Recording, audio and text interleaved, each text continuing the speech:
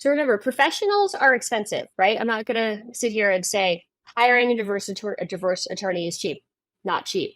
Will it potentially save you $100,000 in the future? Could, if you ever need the document and it works.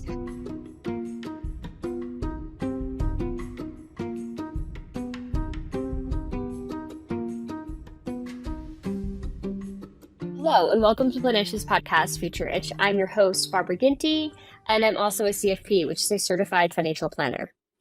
And today is a solo episode. So what I want to talk about today is relationships and your money. So I have seen just a theme lately in people leaving relationships by choice or not by choice, but having a relationship change and that having a tremendous impact on their finances. And I just always really I wish for all of you that you would do a cohabitation agreement, a prenuptial agreement, or, if you're already married, you could do a postnuptial agreement. And the reason why is because having those conversations in advance and having it all documented in advance makes it so much easier should the relationship not work out about how you're going to handle splitting, dividing assets, and dealing with the lease and or real estate, for example. So with a cohabitation agreement, the reason I think it's important is as you get in the lease in a high cost of living city, it's not always that easy to find alternative housing or to be able to maintain that lease and then pay for another living situation. And so this is what you want to talk about in advance, right? And you want to talk about it when everyone's getting along and in love and happy. And you don't want to be talking about it when there's a problem. And now if you break up, you don't want to live together. That's not healthy. So what's the plan? How do we handle this? Does your lease allow for subletting? Is the other person going to allow the subletter or give you a problem about that? All of those things, in my opinion, need to be discussed in advance, especially when it's not that easy to get housing in certain cities. And then additionally, it's the same sort of conversation that I think you need to have before you get married about how are you going to handle the assets? How are you going to handle the debts, right? Because some people come into a marriage with debts. How is that going to be handled? And then, God forbid, the marriage doesn't work out. How do you unravel this legal entity? So it is a legal entity. And all of that is so important. And so we're in the process of booking a divorce attorney. So if you have any legal specific questions regarding cohabitation, prenuptial agreements, and or divorce, right? How do things work in a divorce? And I can kind of speak to the financial aspect here in a second, but specifics to divorcing, right? Because that's a legal process as well. Let us know because we're in the process of booking a divorce attorney. So somebody who specializes in that. And remember, just like a CFP, right? Like I have my specialty and within this world, other advisors have their specialty. It's the same thing with lawyers. There are general practice lawyers that kind of do a little bit of everything, but then there's also the specialty, right? Like divorce, estate planning, medical malpractice. There's all sorts of specialties. So that's why we have to find more than one professional depending on the topic we're talking about. So we are searching for a specialty with divorce so we can have some more specific questions. And just if you have questions, send us a DM so we can gather them for when that episode is going to record.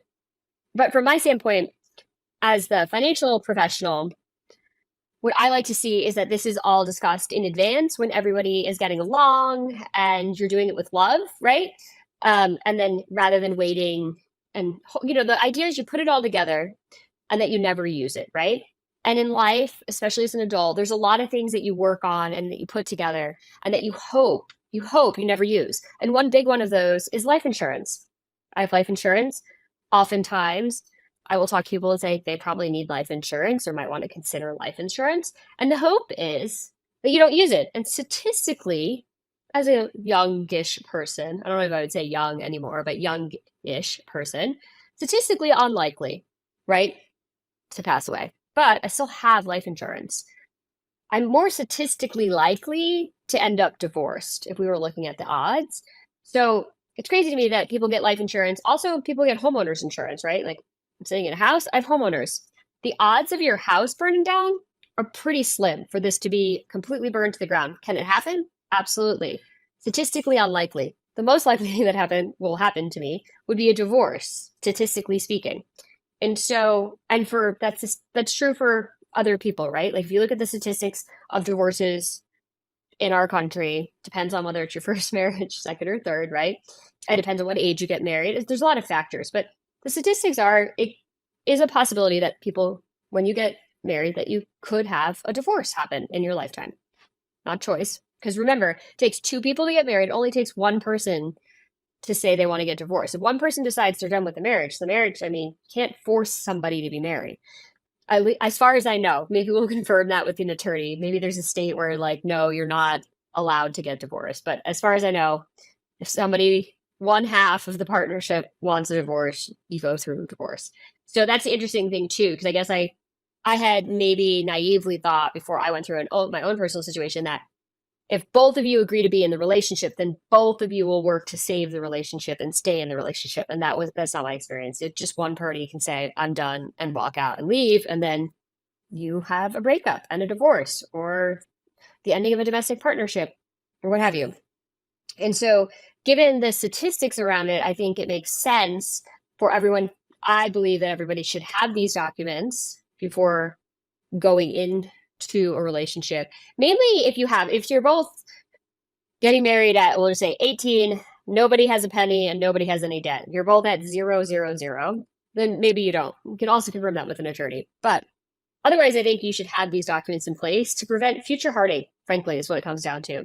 You know exactly what would happen in advance. It's all outlined about how you want to divvy up assets, who keeps the house, who doesn't. Does someone pay child support? Do they not pay child support? Is there alimony? Is there not alimony? It's all drafted. It can be drafted however you want. Like I completely customize my prenuptial agreement because obviously I would never sit here and say you should have a prenuptial agreement and not have one. So I have a prenuptial agreement that I worked on with my husband. We had separate attorneys, which is what you have to do, but it was a bit custom. And even the attorney was like a little surprised by some of the language I put in it, but I see this stuff happen all the time. So I have strong opinions about how it should be divvied up, how we should be benchmarking for returns and so forth. So anyway, I'm a huge believer, and I've been seeing some really unfortunate situations through the podcast and in my own life about what I would say like were preventable problems, like problems we could have circumvented with some better planning. It's just that people don't think about it. And so for instance, like in my case, in a CFP, I make recommendations for clients all the time on all different sorts of things. And definitely a recommendation I would make to a client about to get married is like, you should have a prenuptial agreement and you should go see a good family law attorney and get one of those drafted. And so I think that sometimes you don't know where to go, but you always want to look for the specialty. You always want to get a referral, right?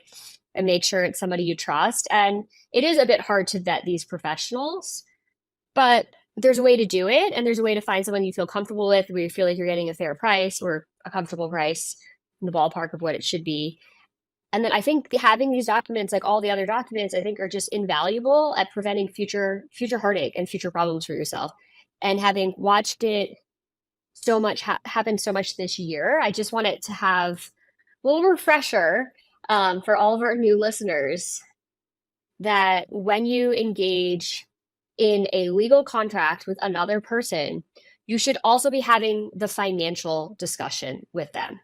Because if you're going to be partners, which is getting married, signing documents together, you should also be having the conversations about your finances and how that would be split.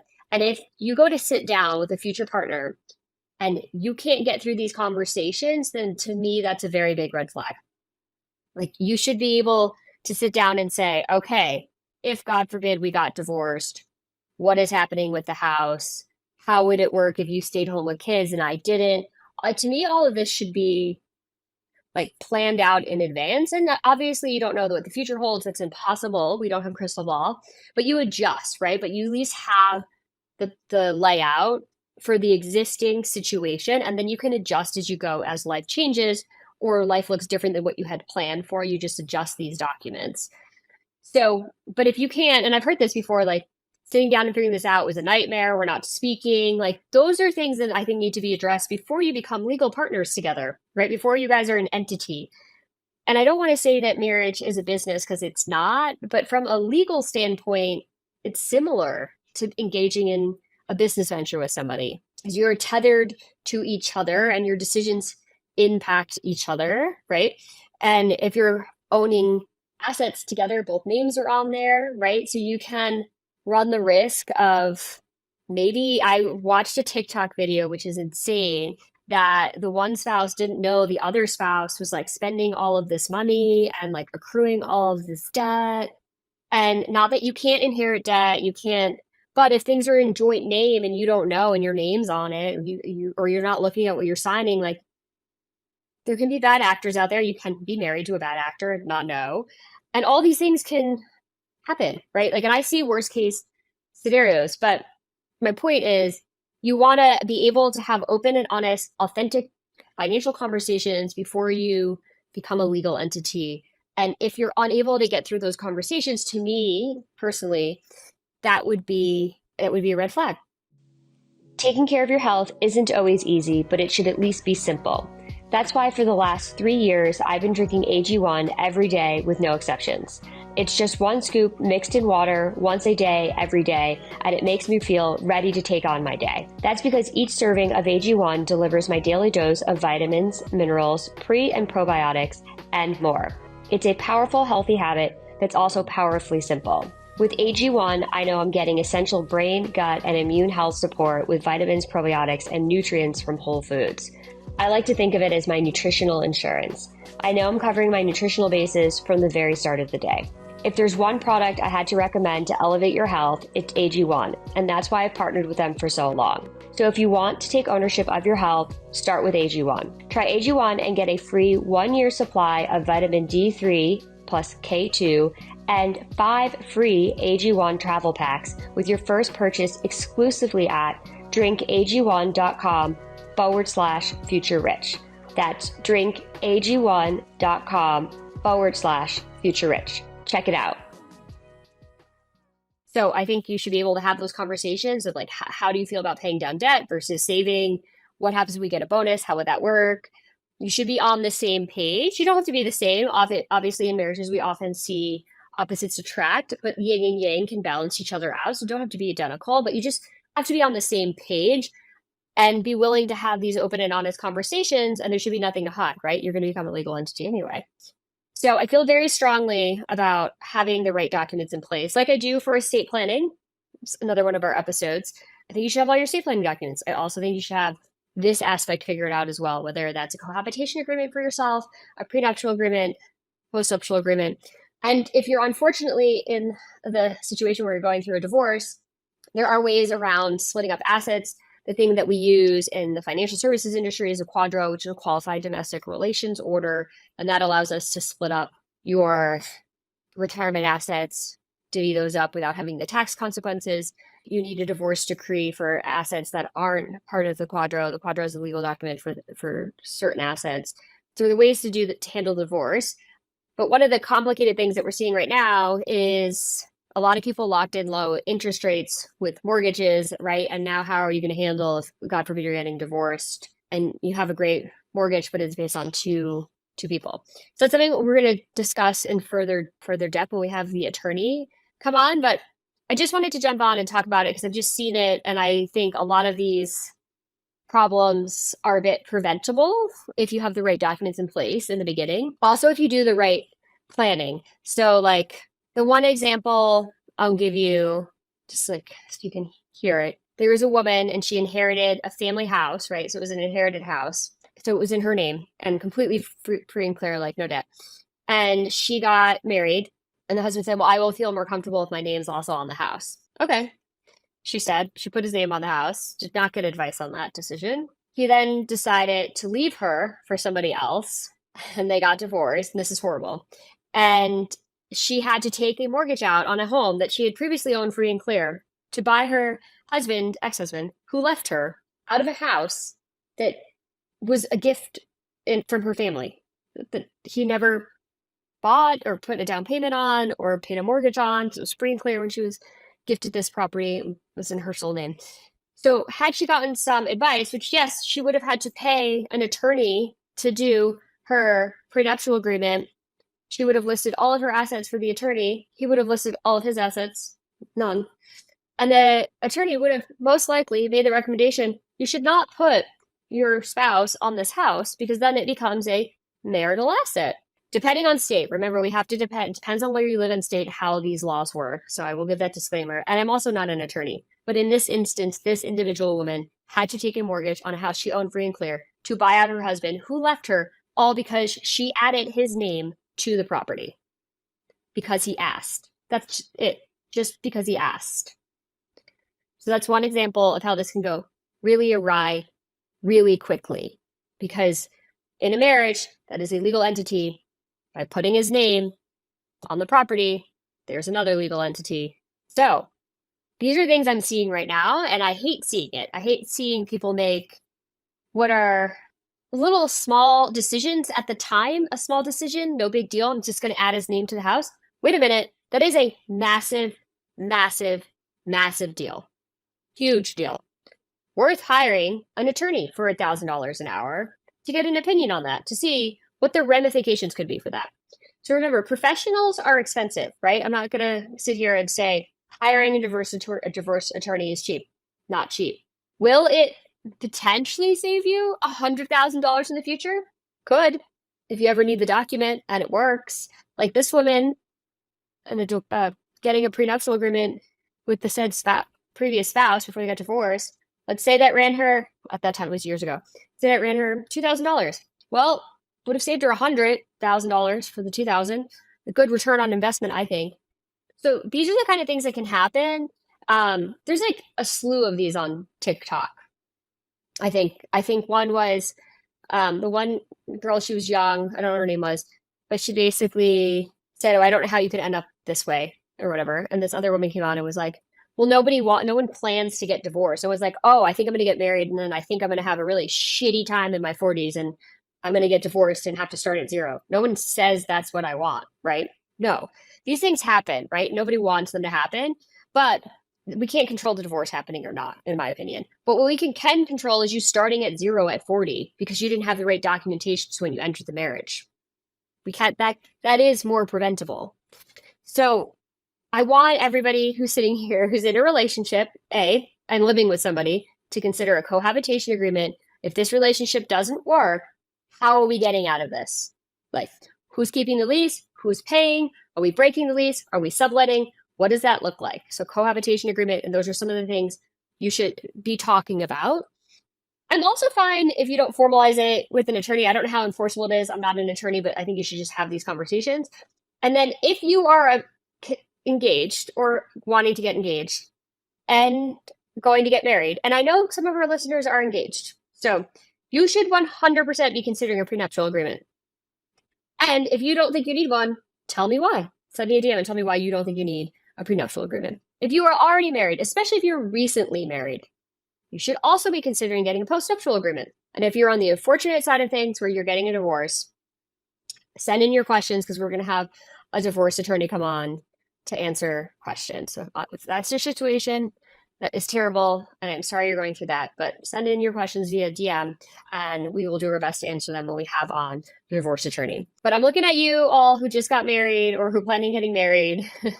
Prenuptial, postnuptial agreement, super important, and you can customize it. I just want to be very clear. It's not, you talk to the attorney and you say like what's important to you. So like, for instance, what's important to me is I owned a bunch of businesses before I met my husband. Those are my businesses. That's not a marital asset. And I wanted that carved out. When I was in my 20s starting businesses, my husband was not around. I didn't even know my husband. I have no idea what he was doing. But I can tell you that he was having a great time, and I was not having a great time starting businesses. So to me, those needed to be carved out. We have specific language on that. We did other things to protect him in the marriage so that he feels financially secure. So you can customize it. I want to just be very clear, like sit down and figure it out one-on-one. You should not be figuring this out and having this first conversation with an attorney, right? Attorneys, just like me, have billable hours and are expensive. So have the conversations in advance. And you don't need an attorney to be the mediator, ask the questions. You should sit down one-on-one, you and your spouse, future spouse, over tea, over coffee, over a glass of wine, and say, okay, this is a business venture. It's kind of is.